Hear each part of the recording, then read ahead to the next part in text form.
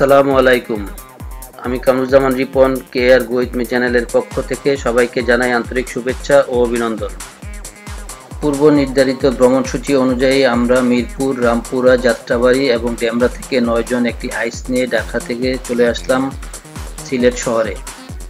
এখানে হোটেল বেডওয়েলে রাত্রিযাপন শেষে সকালের নাস্তা করে ফটো সেশনে অংশ নিয়ে রওনা দেই ভ্রমণ গন্তব্য সাদা পাথর ও বিছানাকান্দির দিকে। সিলেট জেলার সীমান্তবর্তী কোম্পানীগঞ্জ উপজেলায় অবস্থিত প্রকৃতি মায়া মোড়ানো ভোলাগঞ্জ দেশের সর্ববৃহৎ পাথর কোয়ারির অঞ্চল। ভোলাগঞ্জ সীমান্তে প্রাকৃতিক দেয়াল হয়ে দাঁড়িয়ে আছে ভারতের মেঘালয় রাজ্যের উঁচু উঁচু পাহাড়। সেই পাহাড় থেকে নেমে আসা ঝর্ণা দ্বারা একদিকে ধলাই নদের পানির যোগানদাতা, অন্যদিকে এই পানি প্রবাহই ভোলাগঞ্জের রূপের উৎস। সবুজ পাহাড়, মেঘের হাতছানি আর বর্ষার পাহাড়ি ঢলের সাথে নেমে আসা সাদা পাথর ধলাই নদের বুকে মিলেমিশে ভোলাগঞ্জের সৌন্দর্য বাড়িয়ে দিয়েছে বহুগুণ। ধলাই নদের উৎস মুখের পাথর পরিবেষ্টিত জায়গাটুকু ভোলাগঞ্জ 0 পয়েন্ট বা সাদা পাথর নামে পরিচিত। ধলাই নদীর পানির সাথে ভারতের খাসিয়াজন্তিয়া পাহাড় থেকে প্রচুর পাথর নেমে আসে। পাথর উত্তোলনকে সহজ করতে 1964 থেকে 1969 সাল পর্যন্ত ভোলাগঞ্জ রোপওয়ে নির্মাণ করা হয়। ভোলাগঞ্জ থেকে 11.5 মাইল দীর্ঘ এই রোপওয়ে চলে গেছে ছাতক পর্যন্ত, যা 1994 সাল পর্যন্ত ব্যবহৃত হতো। বর্তমানে রোপওয়ের টাওয়ারগুলো কালের স্মৃতিচিহ্ন বয়ে বেড়াচ্ছে। রোপওয়ে বন্ধ হলেও থেমে নেই পাথর উত্তোলন।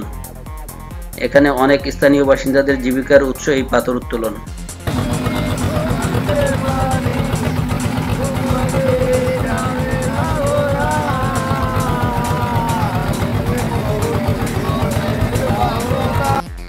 ভোলাগঞ্জ সীমান্তে একটি ল্যান্ড কাস্টম স্টেশন রয়েছে।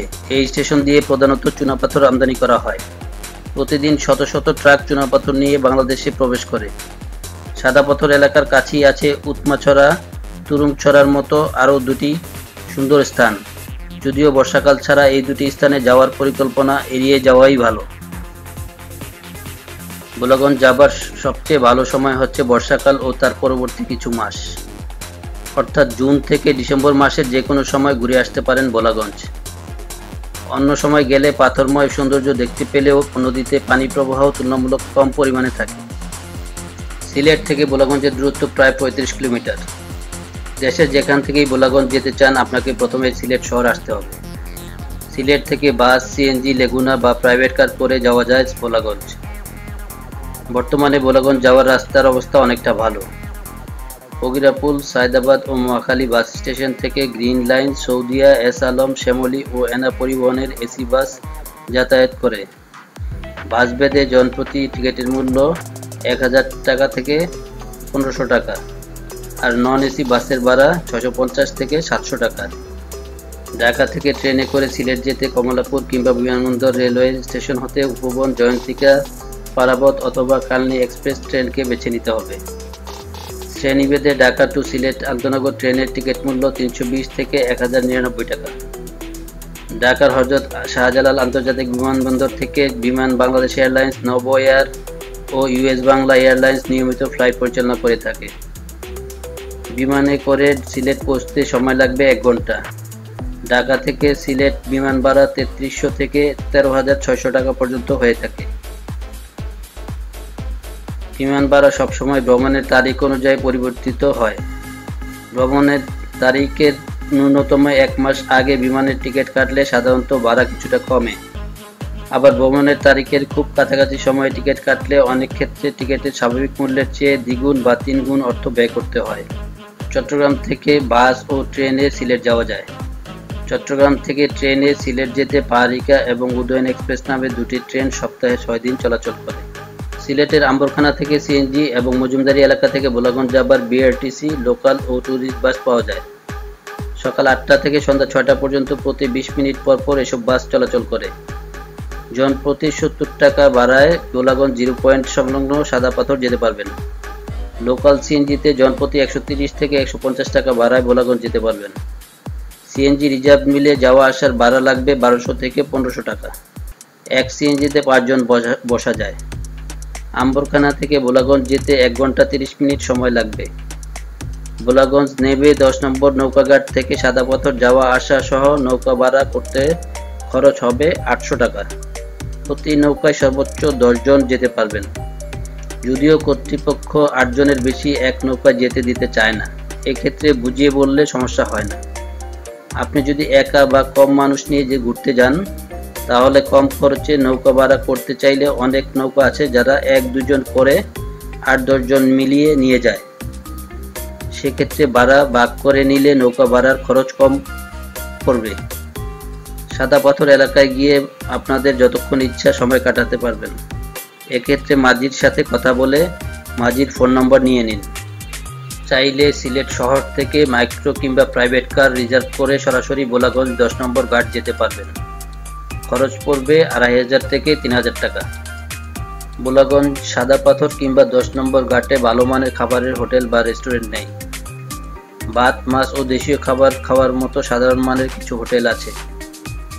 ভোলাগঞ্জের উদ্দেশ্যে রওনা হবার আগে সিলেট থেকে নাস্তা করে নিলে সারাদিন ঘুরে সিলেট ফিরে এসে রাতের খাবার খেতে পারবেন। তবে দুপুরের খাবার খাওয়ার জন্য স্থানীয় হোটেলই একমাত্র ভরসা। ভোলাগঞ্জ বা কোম্পানিগঞ্জে থাকার মতো খুব ভালো আবাসিক হোটেল নেই। যদি কোনো কারণে ভোলাগঞ্জ থাকার প্রয়োজন হয় তাহলে কোম্পানিগঞ্জ উপজেলা সদরে যেতে হবে।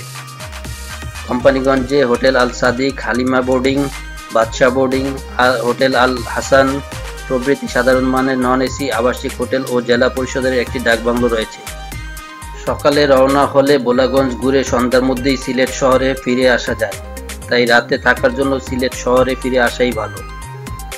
লালাবাজার এলাকা ও দরগা রোডে কম ভাড়ায় অনেক মানসম্মত আবাসিক হোটেল ও রেস্ট হাউস আছে, যেখানে 500 থেকে 1000 টাকায় বিভিন্ন ধরনের রুম পাবেন।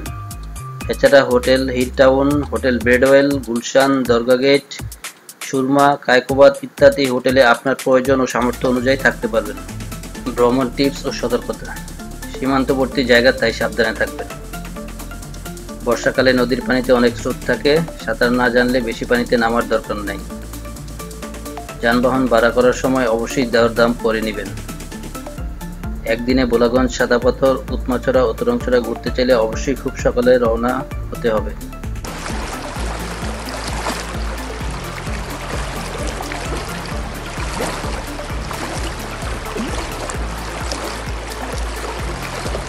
আমরা সবাই আমাদের প্রিয় মাতৃভূমিকে ভালোবাসি প্রাকৃতিক সৌন্দর্যমণ্ডিত দর্শনীয় স্থানগুলিকে। তাই আমাদের এই দেশকে এবং সকল দর্শনীয় স্থানগুলিকে প্রাকৃতিক বিপর্যয়ের হাত থেকে রক্ষার্থে আমরা সবাই পলিথিন জাতীয় বর্জ্য নির্দিষ্ট স্থানে ফেলি এবং সম্ভব হলে পলিথিন বর্জন করি। দেশ ও পরিবেশকে রক্ষা করি।